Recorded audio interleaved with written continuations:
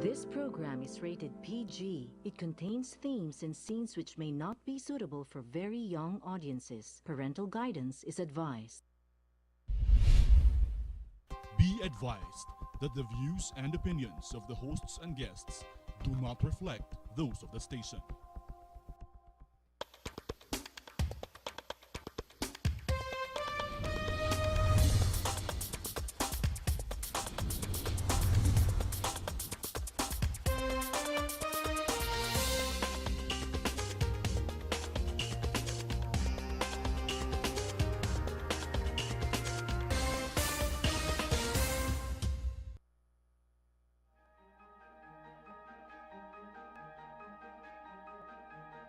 Whatever business you do in life, don't ever forget that our core business in life is simply to make this world a better place.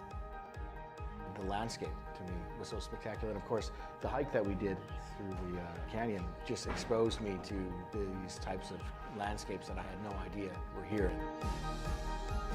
To be able to see and to imagine what it was like 2,000 years ago as people were living and moving through these mountainsides and these hills and these canyons is a pretty special thing to imagine. You might walk up quite a lot of stairs and come to the monastery. It's not as well decorated, but it's quiet and you can really take in the scale of what Petra is, and I think that was probably one of my favourite moments.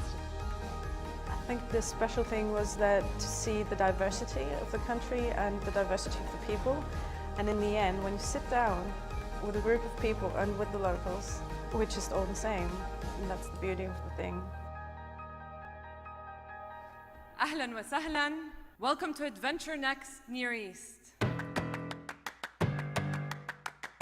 The model for Adventure Next is to gather the regional and international adventure tourism professionals who are interested in promoting, developing, and understanding a specific region. I think Jordan can stand out in the region as maybe the hub of adventure travel. And we hope the region comes in and becomes part of it because we can all work together. Tourism is our oil.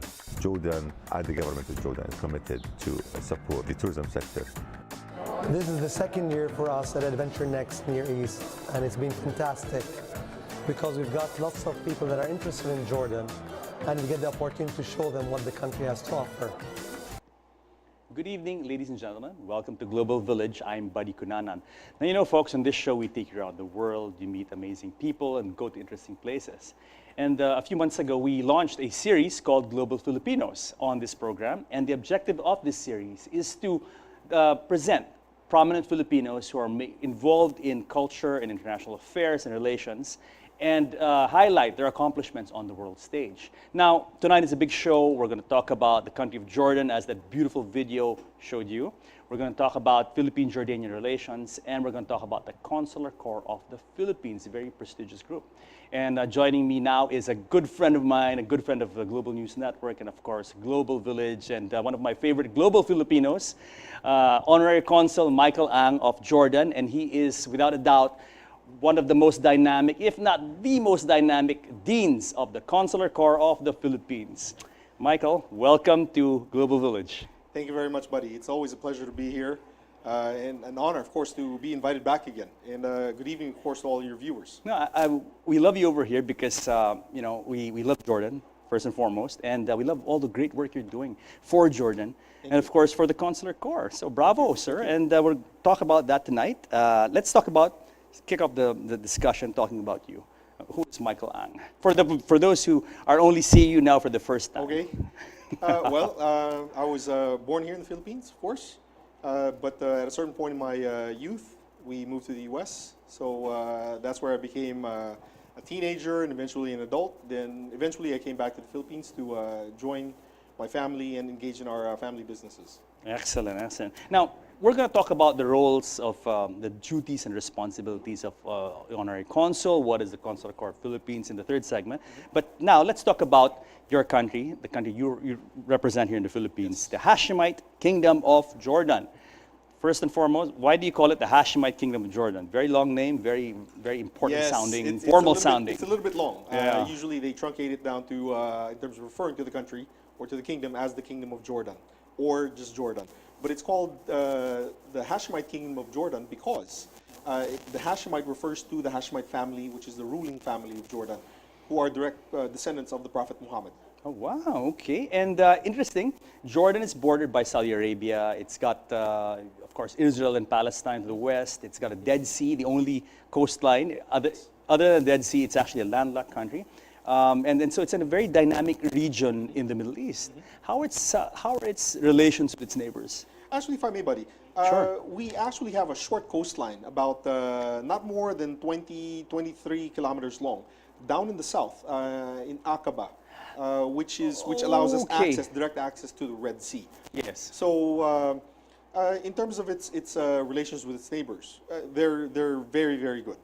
Of course, it's not without its challenges, but Jordan has always played a very important role in that part of the world in terms of the acceptance of people who are in need to find refuge or who are seeking refuge in peaceful countries.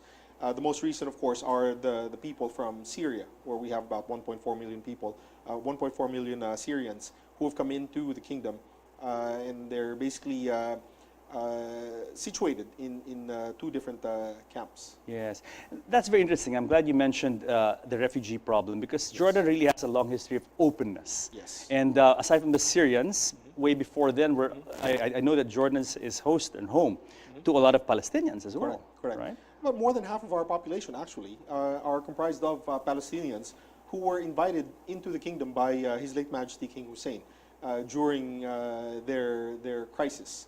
And they had to leave Palestine, and they had nowhere else to go. And of course, His late Majesty King Hussein allowed them access into the kingdom, and a lot of them have really stayed and settled in the kingdom.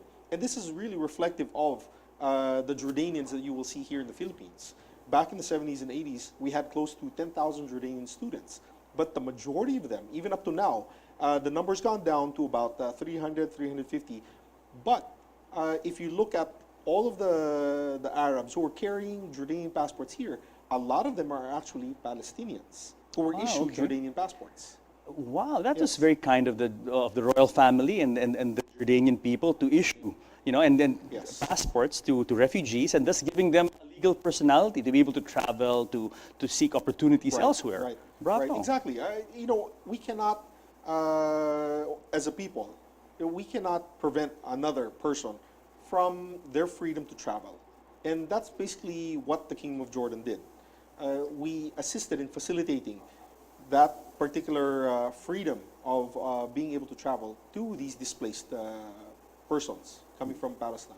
Yes, and also very admirable is the fact that Jordan is only one of two countries who really, in the Arab world, who have really maintained good relations with the State of Israel. Yes. And that, I think, is also a lot to do with the leadership, the kind of leadership, open-minded and just progressive leadership that perhaps is indicative of the leadership in Amman. Yes.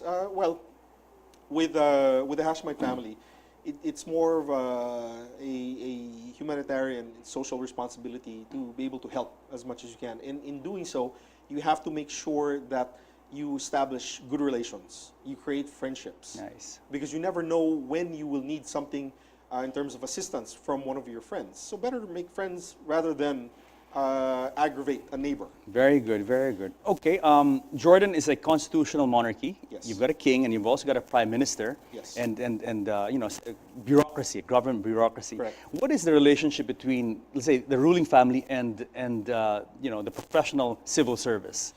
Well, as you know, under a constitutional monarchy, the king actually has a say in the country's overall policies and procedures. But nevertheless, the king and even his father before had always encouraged democracy. So there are open elections.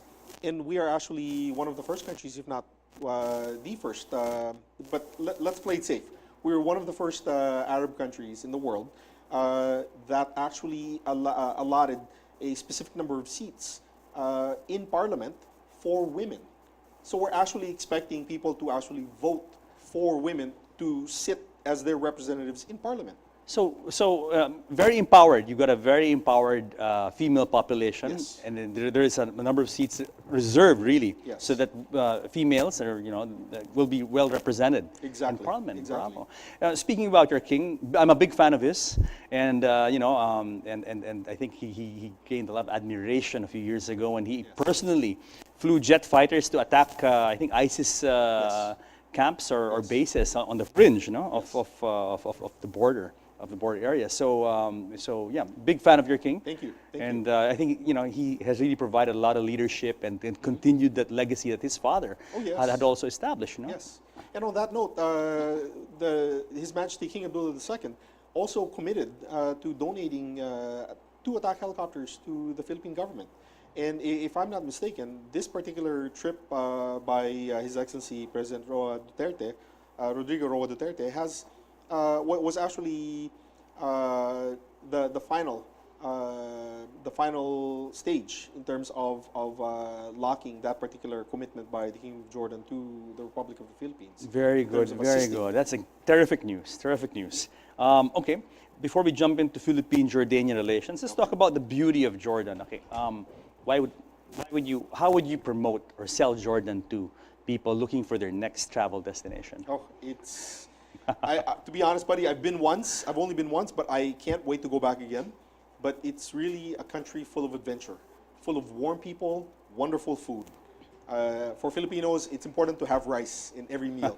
The national food of Jordan is called mansef, and it's a rice dish. So you cannot say that there is that you're only going to eat bread, or pita bread, or whatever, or pasta. It's our national dish is a rice dish. Yes, and I think for people in very interested in religious travel and in religious sites, Jordan is home to a number of very important Christian sites. Yes. When you go to the kingdom, when you visit the Kingdom of Jordan, you'll see a lot of acceptance and tolerance with respect to all religions of the world. We are also home to several religious sites that are not just cited, of course, in the Quran, but also in the Bible.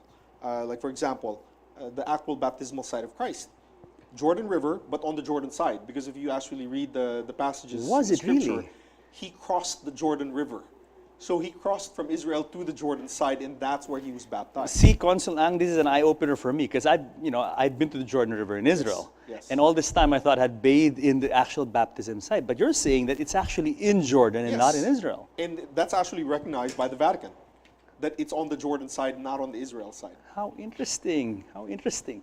And of course, Jordan's been featured in a lot of movies. Of course, Petra has been in Indiana Jones, Transformers, and so people would be really familiar with the beautiful temple, which has made Petra world famous. Exactly. The Treasury Building, which is the world famous iconic part of Petra. Is Jordan tourism friendly? Is the infrastructure in place? Is it easy to go around? Well, the infrastructure is always developing, as it should be. I mean, there's always room for improvement. But in terms of the actual tourism industry, that's something that the Jordanian government has always pushed because it's one of our major industries. So tourism sites are very accessible. The fees can be a bit expensive, which is why a couple of years ago, Jordan launched there's a pass. There's a Jordan Tourism Pass. But if I'm not mistaken, it's called Jordan Pass. And the idea behind it is when you book for that pass online, you can actually get discounts, if not free entry, into several tourism sites. But you have to state in that package that you're getting which ones you're going to.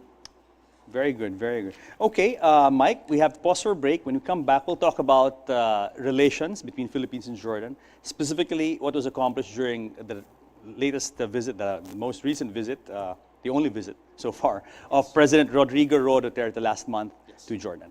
So guys, stick around because more of Global Filipino Spotlight on Consul Michael Ang of Jordan when Global Village returns.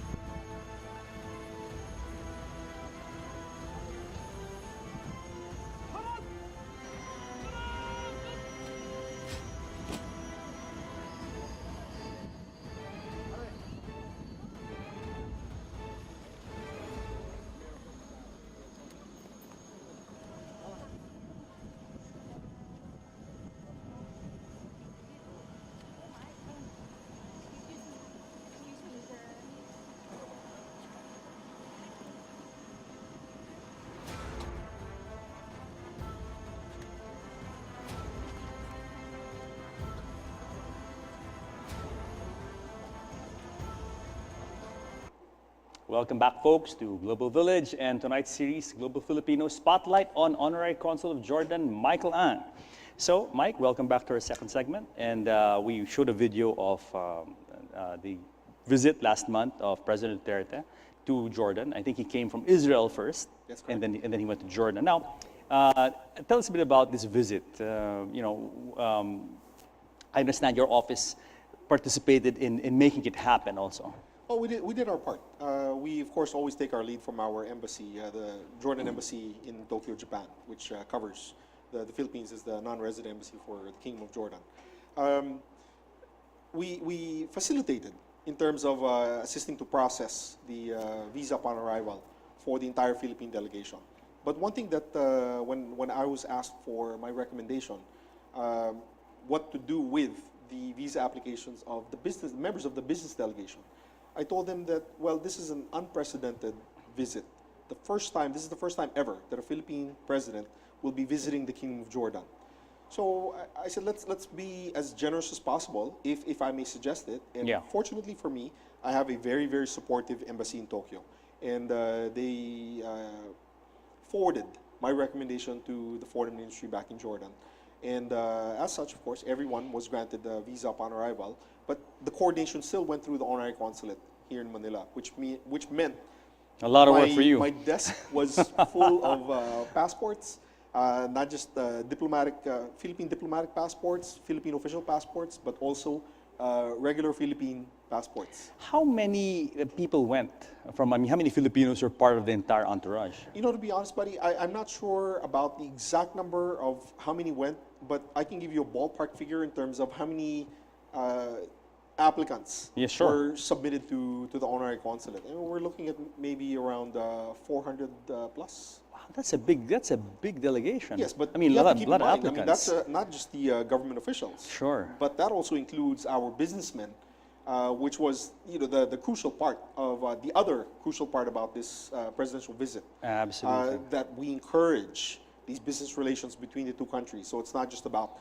the political or bilateral agreements, but we should also be, at the end of the day, encouraging trade. Sure, because a lot of real results come from when businessmen create synergies. That's when you see trade come in, investments, and because of that, more awareness and more, travel between the two countries. Exactly. Interesting that you mentioned that this is the first trip of a Philippine president to Jordan. Yes. How come it took so long? We have good relations between Philippines and Jordan, but I'm quite surprised that in the past, other presidents who like to travel didn't stop by. Maybe it could be attributed to past concerns by the Philippine government in terms of priority trips. You know as well as I do, and a lot of our viewers know this, that there is a huge number of Filipino overseas workers in the Middle East, primarily in Saudi Arabia. So those areas would, of course, be more of a priority for the Philippines because of the sheer number of Filipinos there, which corresponds with the number of challenges because of different concerns that can be raised or that are raised constantly by having such a large number of nationals in foreign countries. Talking about OFWs or overseas Filipino workers, what is the community like in Jordan? How many Filipinos do we have working there? Well, the updated number, we have about 40,000+ Filipinos living working in the Kingdom of Jordan. That's not a small number. That's a lot already. It is. Yeah. It really is. It really is. The majority of them are still household service workers, but over the past couple of years, the number of other professionals have slowly increased. So that's always a good sign. When you say other professionals, what other skill sets are in demand in Jordan? Engineers, hotel and restaurant professionals, spa services in terms of people who would manage, who would man the spas, particularly Dead Sea resorts, and some of the resorts in Aqaba as well, the beach area. That's good to know, that at least the Filipinos in the Middle East, in particular in Jordan, that the demographic is starting to be, to encourage other skill sets, higher value skill sets to come in and contribute to your country, Jordan, and of course, contribute back home by sending their hard-earned OFW dollars to help our economy. Of course, yes. How would you compare the situation of Filipinos, let's say, talking about OFWs again, in Jordan compared to other Arab states in the region? Would you say that the Jordanian government is perhaps looking out for their welfare in a much better, improved way compared to others? Well, I can't really say that we're doing a much better job than other countries. I mean, each country has its own challenges with regard to how it treats and how it plays host to foreign nationals, not just the Filipinos. But with the Kingdom of Jordan, we try to be as competitive as possible. We follow the standards in terms of what's provided for in the bilateral relations with regard to the labor relations agreement between the Philippines and Jordan. So we follow the minimum in terms of the basic pay and compensation. But at the same time, we try to keep an open mind in terms of other opportunities to further encourage the continued improvement of treatment of foreign nationals inside the Kingdom of Jordan. So, and that doesn't always boil down to just the increase in the pay, but also in terms of the cultural exchanges, the atmosphere within which they will work and they will live. So I think that's one of the advantages that we have. Jordan, in terms of the people, are really warm, are really open. And that's something that has also come across automatically to how it treats the foreign workers. Very good, very good. I mean, I'm not surprised. I mean, you guys have opened your doors to, I don't know how many millions of Palestinian and Syrian refugees and given them passports. I can't think of another country that's done as much for refugees. But that wouldn't be possible without the help of our friends and neighbors. There's a lot of foreign aid that also comes in through Jordan or to Jordan in support of the financial requirements to be able to sustain a lot of these refugees. Yes. So again, it boils back down to friendships and good relations with as many countries as possible. Very good. This Jordan of oil, no, we don't. Is that a good thing or a bad thing? It can be both. Can be both. Yeah. Yes.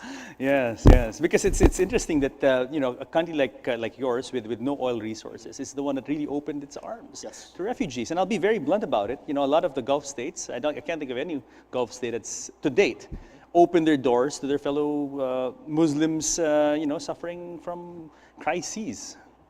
Well, and so this is very admirable. Bravo, Jordan. Bravo to the royal family. Thank you. Okay, let's talk about quickly, before we jump into the president's visit, the Jordanian community here. You said way back when, 10,000, now it's several hundred. Why is the number kind of tapered down? Yeah. Well, the primary reason, based on the information that I received from the Jordanians that we have remaining here in the Philippines, and information that I received from our embassy and even from our foreign ministry before, was that the reason why we had so many Jordanians here was because of education. There were not enough colleges and universities in terms of choices and options in Jordan as compared to the Philippines. And the Philippines, of course, has always had a long-standing reputation in terms of quality of education, particularly delivery in the English language. Sure. So, but now, in more recent times, the fact that more colleges and universities have opened up in Jordan, then the numbers tapered in terms of families deciding to send their kids here. They'd rather keep them there. But it doesn't mean that they're not sending their family members to the Philippines for other reasons, which they still are. What are the main activities of the Jordanian community here in the Philippines? Are they engaged in certain types of businesses, perhaps, or activities particular to them? They're engaged in various activities, restaurants, and recruitment offices to place workers, not necessarily in Jordan, but actually the bulk of Jordanians engaged in that particular business are recruiting nurses and other high-level professionals to other Middle Eastern countries where they know the Filipinos will be given a much, much higher compensation than they would in other countries. Very good. Okay, Mike, we've got about 2.5 minutes to close. Let's talk quickly about President Duterte's visit. What were the results of this visit? Can we look forward to tangible results? Because a lot of times when presidents go on overseas visit, people always ask, okay, you're supposed to bring home the bacon. What bacon did President Duterte bring home? Well, one thing again is the helicopters. Of course, the attack helicopters. But the other, as far as I'm concerned, as the Honorary Consul of Jordan here in the Philippines, one of the big issues was updating our trade relations agreement. You know, that has to be periodically updated because that's a particular set of rules in terms of how a particular country, a host country, would treat a specific set of foreign workers in the country. And at the same time, how will that sending country follow the rules and make sure that everything is being followed to avoid what sometimes happens, which is dealings under the table, and that's something that really should not happen at all. You know, but again, that was for me the most important thing, updating the labor relations agreement between the two countries. Absolutely. Any reciprocal visit, perhaps, by the head of state? Well, we're keeping our fingers crossed that it'll happen within the term of His Excellency President Duterte. There has been a standing invitation for His Majesty King Abdullah II to come to the Philippines, and maybe, and it's becoming a more solid maybe, that'll happen soon. How many, this is the first time, if ever, that if a head of state from Jordan will come and visit Actually, no, this would be the second time. Okay. His late Majesty King Hussein, along with one of his former wives, Queen... Noor? No, not Queen Noor. Queen Alia. Okay. Actually came to the Philippines back in the 70s. Oh, wow. So this visit by our president is a long time in coming, but finally we've done it. Yes. And finally. and a resounding success. You know, I think it was a short visit, and he bundled it with Israel, which is a good thing because in the region might as well maximize your trips. Exactly. And as you said, reinforcing the trade relations, very important to maintain the security of our people over there. Yes. And of course, the good relations between the two countries. Excellent.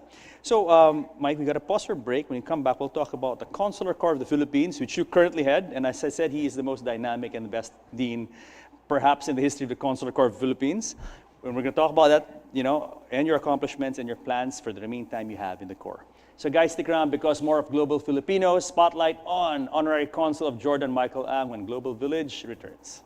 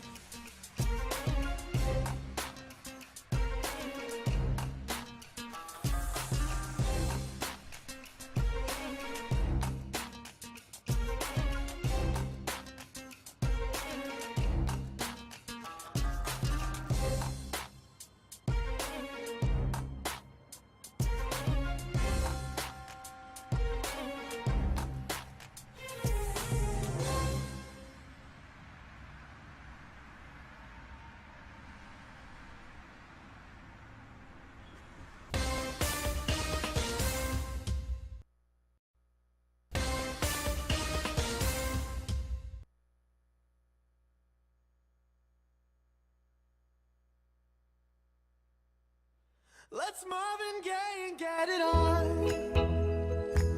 You got the healing that I want, just like they say in the song. Till the dawn, let's Marvin Gaye and get it on. We got this king size to ourselves, don't have to share with no one else. Don't keep your secrets to yourself. Suit your show and tell. Yeah.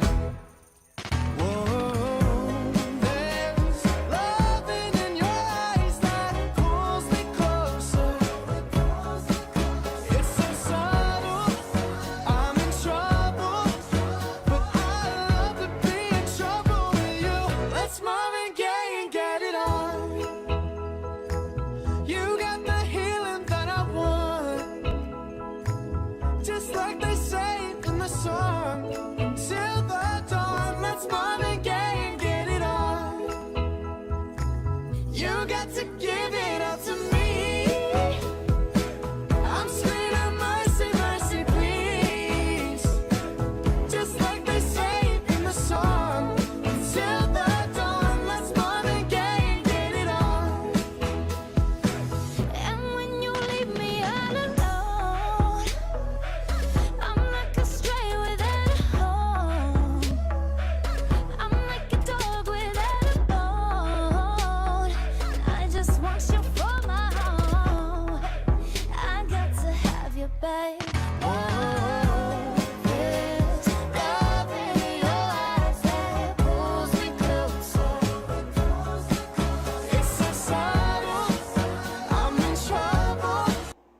welcome back to Global Village. I'm Buddy Cunanan. Tonight's topic on our Global Filipino series is Spotlight on Dean of the Consular Corps of Philippines, Michael An. So, Mr. Dean, Mike, welcome back to our third and final segment. So that video we showed just now before we came on is a video of the Consular Corps Ball, which is an annual event of yours. So tell us a bit about this shindig. Well, the Consular Ball is our end-of-year activity, but it basically it's the culminating event or activity for the Consular Corps of the Philippines, where we raise the majority of our funds, which then goes to our various charitable activities in terms of donations, scholarships that we provide to various government agencies, like the DFA Ladies Foundation, where for the longest time we had one scholar every year. Okay, wow. We increased it, and now we have 4, and maybe by early next year we will have 6, just in terms of scholarships provided to the DFA for the children of the rank and file employees. That's nice. Now, in addition to this, we've also inked a partnership with the Philippine National Police for better cooperation, faster communication in terms of coordinating with members of the various missions who are members of the Consular Corps of the Philippines and the Philippine National Police for faster reaction time, and at the same time, providing the same scholarship opportunities for the children of rank and file employees of the PNP's Foreign Liaison Division, which a lot of our colleagues were surprised that there is actually a Foreign Liaison Division within the Philippine National Police. And so I felt that it was really important to strengthen our relationship with the PNP. Very good. Yes. Huh? And you know, I said that you are really the most dynamic dean, I think, in the history of the Consular Corps. And, Thank you. And Very kind. no, I'm just calling a spade, Mike, and a spade. And you know, I want to talk about the other accomplishments that you've done in your term, but let's define first for our viewers, what is the Consular Corps of the Philippines? The Consular Corps of the Philippines is the organization that brings together in fellowship honorary consuls such as you and myself, along with the career consuls who are posted to the missions that are duly accredited to the Republic of the Philippines through the Department of Foreign Affairs. So this is our fellowship organization, but over the past several years, because the Consular Corps was established back in 1971, it's evolved into a more professional organization with more responsibilities. As I mentioned earlier, we have charitable activities where we actually put in what we raise in terms of our different fundraising events. So it's evolved so much that I felt that during my term as dean, that it was high time that we actually establish a legal entity for the Consular Corps. And very luckily for me, I have a very, very supportive executive board, and everyone agreed unanimously that we should move forward in the creation of a legal entity.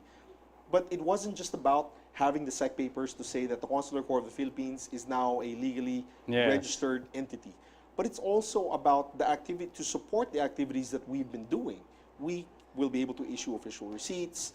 We will be able to actually provide the necessary documentation for our official activities. Yes, and it really makes it the entire, I mean, it really boosts transparency in the organization and accountability. Yes. And I'm actually and I have to thank you again, Mike, for your wonderful job you did, you're doing, because your term's not over yet, but to think that the Consular Corps was established, quote unquote, in 1971, and it's only today, this year in 2018, that it's actually been incorporated. Yes. That is an amazing feat. August of this year. I actually Congratulations. Thank you. I actually reported this in Brussels when I attended as a member of the Philippine delegation, the Philippine Consular Corps delegation to the FICAC, or the International Federation of Honorary Consuls, the World Congress, which only happens every 3 years. And this year it was in Brussels, where the Secretariat for FICAC is located. I reported this to our president, Aykut, and he was very surprised and happy, and actually sent me an email asking me if it would be okay for him to share everything that we're doing here in the Philippines to the rest of the FICAC members around the world, so that they can see the Philippines sets the bar really high in terms of what the Consular Corps in the Philippines is doing, and maybe everybody should follow. Under your watch. Well, I'm just continuing what was done by my predecessor Yes, in terms yes. of professionalizing the organization, creating more transparency and accountability. Would you say that the situation of the Consular Corps, I mean, it hasn't been incorporated until this year, 2018, so that's like over 45 years ago, I mean, 47 years ago. Would that be indicative, I mean, would that be similar to the situation of other corps in other countries? Because I assume that when consuls get together, it's kind of a loose organization at first, and then takes a life of its own, and it matures, it evolves, until what you have now under your watch. We have a professional, transparent, incorporated Consular Corps. Yes. Well, I'm sure it does happen in the same way in other countries, but exactly as you said, exactly as you described it, it doesn't happen immediately or automatically. It depends on how fast and how big their particular corps grows. In our case, it took a while, but honestly, I don't think it would have happened in terms of the incorporation of the Consular Corps of the Philippines a few years back, because I don't think there really was a need for it, and not enough people were convinced that that had to be the next step for the organization to take. And it's also a lot of work, to incorporate an organization, and it takes a lot of dedication, a lot of time, your own time, and you guys are all volunteers here, right? Being an honorary consul, this is a pro bono job. Okay, just so that we clarify things, because we haven't defined what an honorary consul is, and we've been throwing out these words, consul, honorary consul, blah, blah. What is an honorary consul, Consul Ang? An honorary consul is the title of a person who has been appointed by the appointing country to represent that country in a host country. In this case, Jordan appointed me to represent the Kingdom of Jordan in the Philippines as their legal representative. This is actually a provision in the Vienna Convention of 1963 on consular relations. So there has always been historically a tradition of appointing consuls to represent a particular empire or kingdom. The Romans, I think the word consul comes from the Roman Empire. Exactly, exactly. So like a steward, right, so to speak. Right. But basically, it's not so much that you're in charge, but you're responsible, for the communication, the activities between the two countries, and of course, most importantly, relaying in a fast and effective and efficient way urgent matters concerning the two countries in terms of their relations. Yes. So, correct me if I'm wrong, the difference between an honorary consul and a career consul, the biggest difference is that you guys are doing it really on a pro bono basis. Correct. And the guys who are doing it as professionals are getting paid. They're on the payroll of their governments. Exactly. Because at the end of the day, the career consul is an actual employee of the country that he or she represents. Unlike an honorary consul, we work with the country that appointed us. We're not employees, so there's a more wiggle room in terms of the relationship between the honorary consul and the appointing country. Another big difference is that you guys don't enjoy diplomatic immunity, whereas a regular consul working for their government as a direct, member of the foreign service would have. Buddy, I think it really it boils down to diplomatic immunity for matters concerning your responsibility either as a consul, career consul, or as an honorary consul. Okay. Because as an honorary consul under the Vienna Convention on Consular Relations, we actually are supposed to be, and correct me if I'm wrong, immune, or we have a partial, if I may use that word, diplomatic immunity as it pertains to our specific role or function as the honorary consul. Yes, yes. Maybe I'll bet in a very limited capacity. Limited capacity. Very limited capacity. Yes, yes. Because of course you wouldn't want to create a situation where people can just start claiming diplomatic immunity for everything. Sure. When really you shouldn't be getting diplomatic immunity whether you're career consul or honorary consul. But I think if I'm not mistaken, as it was explained to me years ago by the protocol office at the Department of Foreign Affairs, it boils down to, in terms of the commission of, in a worst case scenario, the commission of a crime. Yes. If that crime is punishable in the appointing country, yes, then you should also be subject to prosecution in the host country. But again, please don't quote me on that. That was my understanding of that discussion from years ago. Yes. Okay, about the Consular Corps of the Philippines, the members are both honorary consuls and the consuls, career consuls. How does one become dean? How did you become dean, Michael? Well, Aside from obviously your qualifications, 100%. No. Terrific I'm not, qualifications and thank you, bragging thank you, rights. thank you. Absolutely. But one thing that was instituted by my predecessor was a review of the Consular Corps of the Philippines Constitution and bylaws, where we actually have defined a defined process for nominating, electing, and ratifying the person who was nominated and elected by the executive board. So I basically continued that during my term as dean. Before the first quarterly meeting for the executive board of the Consular Corps of the Philippines, I called for a special meeting wherein I opened the floor for nominations, and a name was nominated. And in this particular case, the name of U.S. Consul General Russell Brown, and he was unanimously elected by members of the executive board. And before the end of this year, we will basically go through the provisions again in our constitution and bylaws for not nominating anymore, but basically identifying that provision in our constitution and bylaws following tradition that the duly nominated and elected vice dean becomes or succeeds to become the next dean for the following year.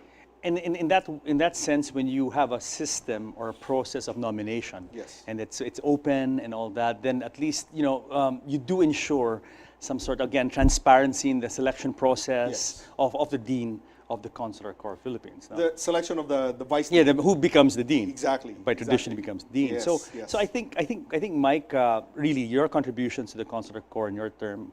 Can you stay longer? I think that is actually, the biggest, aside from all the wonderful stuff, but like you did, like increasing the scholarships and, yes, and involving the Philippine National Police, Foreign Liaison Office, and et cetera, yes, et cetera, is the transparency and professionalism and accountability that you have put into the Consular Corps of the Philippines. And I think it's been, it's really under your watch these changes have taken place. No? Thank you, but it really boils down to the people around me in terms of the Consular Corps membership itself, but most importantly, the executive board, who've been really supportive and really vocal about their opinions. When you see the meetings now, I mean, everybody really opens up and gives their input about everything, and we vote on everything. Good. So again, it's a more there's more exchange. There's more discussion. Not necessarily debate, but more discussion in terms of different points of view with regard to a lot of different topics that are covered in each agenda. Which is healthy. Yes. I mean, that's the way things should be. Exactly. And I just hope that these changes you guys have put, you and your colleagues, will be institutionalized. Yes. And so, a tradition that can be, carried on and continued, well, even in succeeding terms of deans. Thank you. Thank you. We're really hoping and working for that. What are your plans? I mean, how do you see the Consular Corps moving forward? I mean, you've started a good thing. You've shown what the Consular Corps, yes, can do. Yes. As opposed to, let's say, perhaps in past administrations. How do you see this moving forward? Well, the next step really, since we've already incorporated, we have our site papers, and we will have the BAR requirements completed very soon, before the end of this month. So we will have our receipts. So as a non-stock, non-profit, non-sectarian, registered charitable organization, the goal is basically two things. Number one, having that official receipt that we can issue to donors, so they can actually file that as a legal, sure, donation, when we solicit for donations. Again, that's part of the transparency aspect. But at the same time, as an organization, we should actually have some type of tax privilege in terms of tax exemption. But the process for that is longer, but now we have the foundation for pursuing that.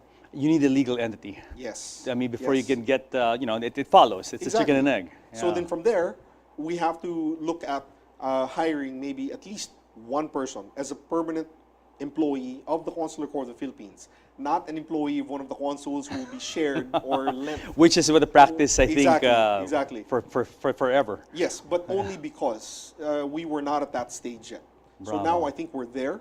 That should be the next step. And then following that, of course, we have to put the system in place, the support system in place, to allow that particular employee of the Consular Corps of the Philippines to be able to do his or her job efficiently, which means having our own office, having the facilities necessary to function efficiently as our secretariat. Yes, and I think you've got a big membership. I know for a fact that Consular Corps Philippines is one of the biggest corps in the world. Yes. How many members do you have, Mike?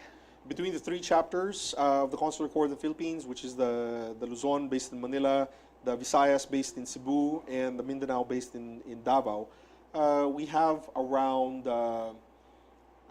just the honoraries, around 120 plus or 130. That's a lot. Yes. That's a lot. And considering all these people are involved and successful in many ways, that's actually a powerful ensemble you have there. Yes. And a lot, you can do so much with that. Oh, and, definitely. and you've started it. And even on the international exciting scene stuff. with FICAC, I mean, we can actually do more. We can actually flex our muscles more. Absolutely. And have more say in the international organization to which we belong. Mike, we've come on the show. I want to talk to you more about FICAC, but we've run out of time. But perhaps when you come back on the show, we can talk about the international aspect of the Consular Corps' involvement. No? Yes. But before we go, you want to say something on behalf of the Consul of Jordan, Honorary Consul of Jordan, and the Consular Corps of Philippines. Oh, Buddy, again, thank you very much for having me tonight as your guest. It's always a pleasure and always fun to be here. And I wish to congratulate your viewers on viewing this very worthwhile and informative program. And on behalf of the Honorary Consulate of Jordan and on behalf of the Consular Corps of the Philippines, I congratulate you and wish you more success. Thank you very much, Mike. It's always a pleasure to have you here at GNN, of course, Global Village. And I want to congratulate you on a wonderful job, excellent, that you're doing, promoting Philippine-Jordanian relations, taking care of your Jordanians here in the Philippines, and of course, I think in behalf of myself and my other colleagues, for bringing the Consular Corps of the Philippines to the 21st century. Thank you, sir. Thank you. You're a servant, Thank sir. you. Thank you. So guys, I hope you enjoyed tonight's show on Global Filipinos. Spotlight on Michael Ang, Consular Corps Philippines Dean and Honorary Consul of Jordan in the Philippines. Join us again next week here on Global Village and let us take you around the world. Till then, you all have a good evening.